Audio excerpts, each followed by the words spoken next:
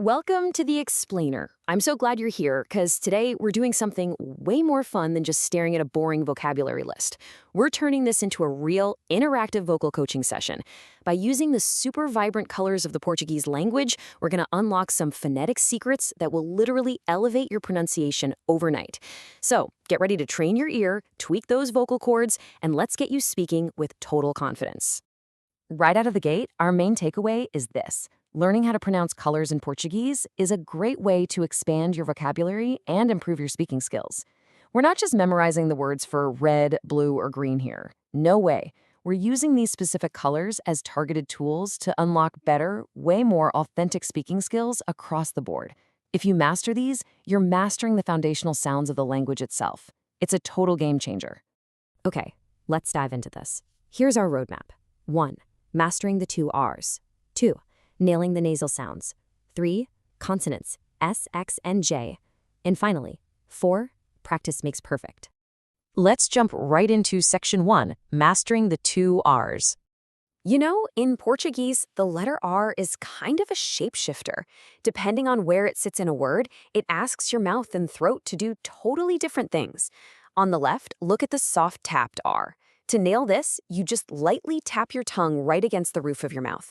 Actually, it feels exactly like the double T in the American English word butter. Butter. Hear that quick little tap? Okay, now on the right, we've got the guttural R. This one completely ignores the tip of your tongue and comes straight from the back of the throat. Now, if you're a native English speaker, making this sound might feel a little weird at first, almost like you're aggressively clearing your throat. But trust me, that means you're doing it right. Oh, and if you've ever studied French, you'll recognize it. It's practically identical to that classic French R. And this table brilliantly illustrates exactly what I mean. Let's practice these out loud together, all right? First up, the word for black, preto. Give it a try. Preto. Do you hear that soft tapped R right after the P, just like the double T in butter? Okay, now for pink, rosa. See how that R is right at the front of the word? That makes it guttural. It's coming straight from the back of the throat, rosa. And lastly, brown, mahom. Hear that double R also triggers that deep guttural throat sound, mahom. Practicing these three colors side by side is absolutely crucial because it trains your brain to effortlessly snap between those two distinct R sounds. Now check out how this sets us up perfectly for our next phonetic challenge. Moving on to section 2, nailing the nasal sounds. If there's one single thing that gives Portuguese its beautiful, signature rhythmic vibe, it's definitely the nasal vowels. But what exactly is a nasal sound? Well, these are sounds, like the A with that little tilde over it, or the O, that are produced by letting air flow right through your nose, not just out of your mouth. Mechanically speaking, you're lowering the soft palate at the back of your throat, which pushes the sound upwards. Here's a fun trick. If you place a finger lightly on the bridge of your nose right now while making these sounds, you should actually feel a slight vibration. It might feel a bit silly at first, kind of like you're talking with a mild head cold, but if you feel that literal vibration, you are hitting it perfectly. Now, what's really interesting about this slide is how we can use super familiar anchor words to completely nail these tricky vowels. Take branco, the word for white. That nasal "an" sounds exactly like the "on" in the French word chanson. Then we have marron, or brown. The "an" there matches the "on" in the French word nom. But hey, you don't even need to know French. Try laranja, the word for orange. The nasal "an" right in the middle perfectly maps to the "ang" sound in the English word sang. By anchoring these new foreign vowels to sounds you already say every single day, your pronunciation is going to improve instantly. Let's transition to section 3, consonants, S, X, and J. So vowels are definitely crucial, but Portuguese also has a few consonant quirks that, once you get them, will instantly make you sound so much more authentic. First up is the word for gray, cinza.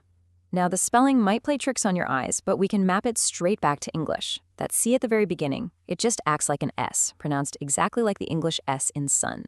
And that I right next to it, it sounds like the double E in sea. Put them together, you get cinza. Super simple, right? Now compare that to the word for purple, roxo. That letter X right in the middle is pronounced as an SH sound, exactly like the English word she. Combine that with your guttural throat R from earlier, and boom, roxo. Honestly, just breaking down the spelling like this completely demystifies the whole shebang. Let's spotlight the word for orange again, laranja. We already tackled that nasal in the middle by using the word sung, but I want you to really pay attention to the letter J here. In Portuguese, this is not a hard, punchy English J like in jump.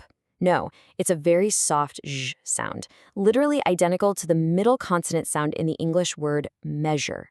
So, applying everything we've learned so far, we've got our soft tapped R, our nasal and our soft zh, laranja. Beautiful. And that brings us to section 4. Practice makes perfect. Okay, so you've learned the mechanics, you've seen the comparisons, and now it's time to actually synthesize all this knowledge. The source lays out 3 specific steps for your vocal coaching moving forward. Step 1, repeat these words out loud. Honestly, just reading them silently to yourself won't train your mouth muscles at all. You gotta speak up.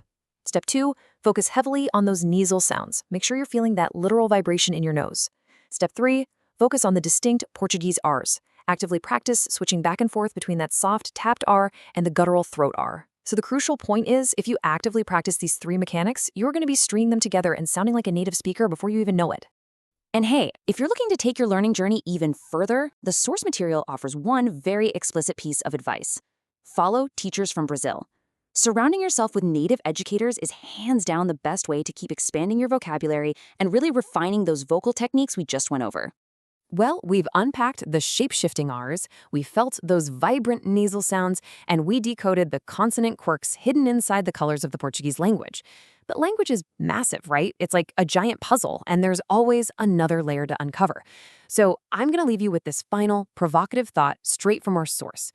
Do you want to learn more about Portuguese pronunciation? Because if learning just a handful of colors can unlock this much linguistic insight, just imagine what mastering the rest of the dictionary could do for you.